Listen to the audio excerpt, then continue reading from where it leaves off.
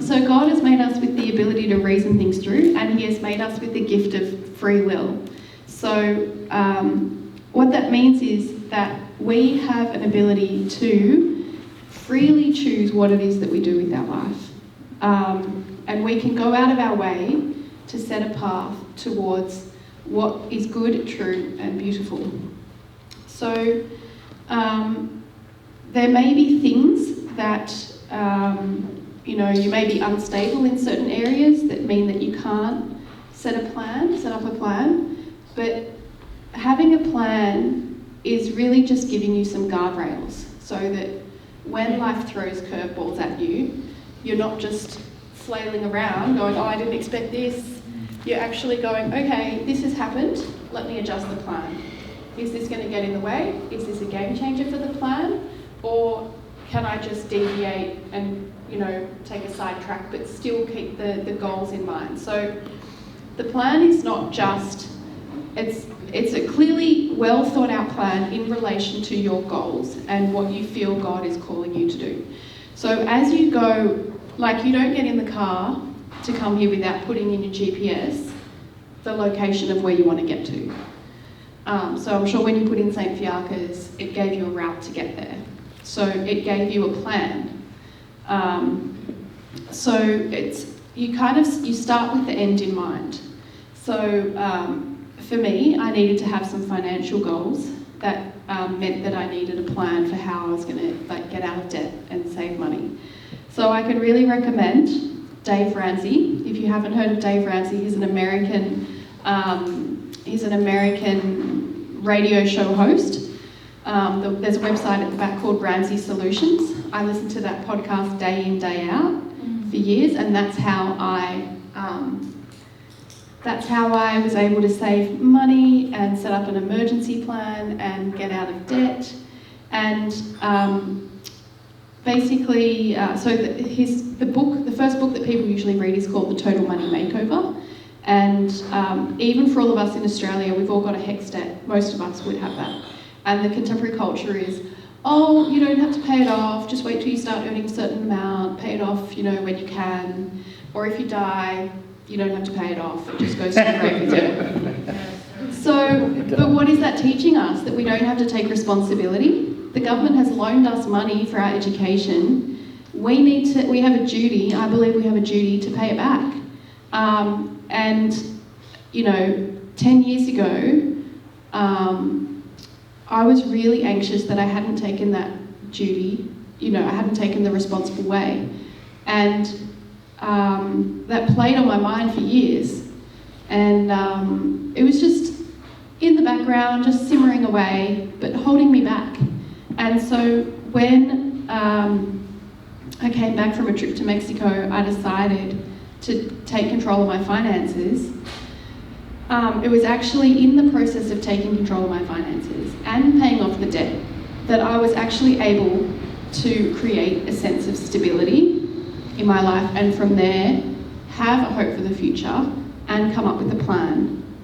Okay, so our finances are really cornerstone to us being able to take control of our life.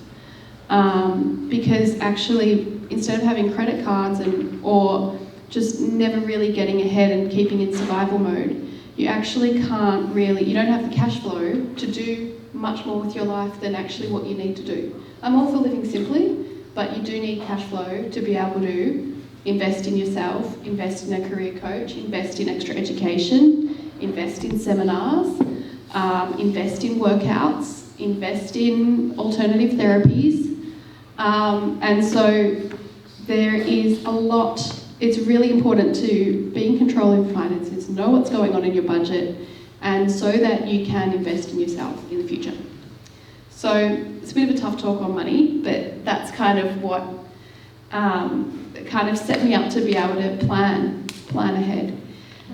Because it's a worry we all have in the back of our mind. Can I afford this? Can I not afford that? So that's number one. So the next thing, so I've got the solution. It's Dave Ramsey and the baby steps, and it's in the process of applying those baby steps that you learn the discipline and the habits to succeed in life. So you learn to be diligent, you learn to be detail-oriented, you learn to take responsibility over every $5 that comes your way. And the podcast is great because you listen to Americans calling up about, life, marriages, families, they've come into inheritances, all of this. And Dave Ramsey is all about don't rely on the inheritance to get wealthy. You can be a self-made person. So, in terms of a 5-year plan, I guess it's important to think about what I really wanted to talk about is that you need to have a personal 5-year plan for your own personal development, okay? So, I used to try and plan out what I would do with the contingency of, if I get married, then how will that change? Will I be able to do everything before I get married? And this obstacle that I thought that I would live a full life, and then when I got married, my own personal life would stop. Therefore, I created this stupid anxiety that I had a deadline for getting my personal dreams achieved. When actually, it's 2022, ladies and gents. And you can achieve anything you want and get married and continue to keep achieving and have your own business and study and do whatever, and you just make adjustments and make it work. So, and furthermore, what I learned from John Paul II is that actually it's in developing ourselves and choosing what we do with our life, and it's when we do the good thing that's where actually our happiness resides. So for me, for example, I'm having a great time. Am I married? No. And being married or being in a relationship doesn't necessarily make you happy. It's doing the good thing, doing something meaningful with your life, and living your life to the full and doing what you feel God is asking of you. And the reason why I'm talking about this is that because I think that, often we think that just getting married will solve our problems. And that's not necessarily the case. And I guess I just want to be a witness that you can live a whole and fulfilling and beautiful and meaningful life and have impact beyond what necessarily marriage could give you. So getting married is great, but you have a responsibility to live your personal vocation, your personal calling, even if you get married within marriage, but even if you don't. Your life has meaning, your life has value. Yeah. Jesus is what motivates me and what moves me forward, and bringing other people to Jesus. But in a secular way, it's just doing the good thing, doing the morally good thing, and following, following your passions as well. So what is it that you love? So St. Augustine says, the weight of my heart is what moves me around. So we move towards what we love. So for me, I found my love in philosophy, philosophy of the human person. And I found my niche there, and it just so happens that,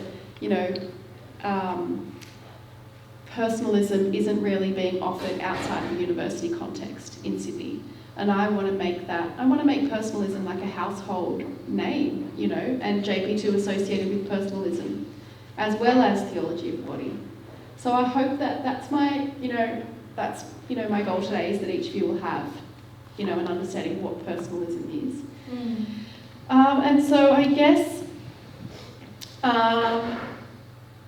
the question is, what do you want to become in life? And I guess that's where the answer is, I want to be married. That's not the answer, okay? It's got to be around what do you, and to be a mum, okay? Of course, that's a unique, it's a natural desire. I want to be a mum, I want to get married, I want to be a dad. That's a unique, natural, beautiful calling. But, and so I want to honour that. But what do you want to become? Do you want to become an artist or a musician? Or do you want to become a teacher, life coach? Do you want to become you know, a children's storybook writer, or like what is there within you? Where do you want to kind of make your mark in the world? What do you want to do for yourself that you would feel successful in? You know, what area do you want to grow in? Is it from a career perspective? Is it studies perspective? Like, we can go back to the wheel of life and look at intellectual, physical, spiritual, financial, career. So like often like a plan is, like you might have a financial plan, like I want to save a certain amount by a certain deadline, like a house deposit or something like that, or save up for a car, or you know, you might need a plan to be, you know, a really great tennis player, or what is coming up for each of you in terms of something like this? Can I give an answer? Yeah, Tony, go for it. Because there are some things which I would like to do, but I think that because of the circumstances it would have to be just a hobby and I couldn't rely on making money from it, which means that I feel like before I can do what I really want to do, I have to get a steady job so that I won't have to worry about money, so that I can work on what I really want to. Yeah. So what you've talked about there is you've got a couple of goals. You've got financial stability, you've got developing your hobby, and then what you need to then do is put that into a plan. Okay, what do you need to execute first? What are you trying to get to? Let's say that goes in year 5, and let's work backwards. What are the steps that you need to do to get there? So if it's like get a steady job, okay, well that's going to involve job seeking, applying. That might involve getting a career coach. Do you know what I mean? So then you come up with these baby steps. In terms of the hobby,